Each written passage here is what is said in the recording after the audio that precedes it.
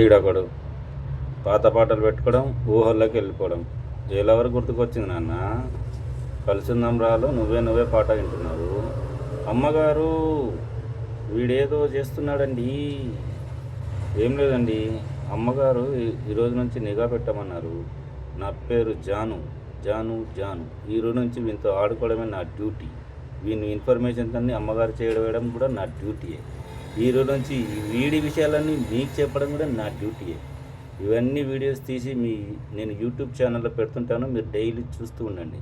అలాగని వాడికి ఫోన్ చేసి చెప్పారనుకోండి, నా తోలు తీసి సాల్టింగ్ మిషన్తో నన్ను కాల్చి పెట్టండి బాబా.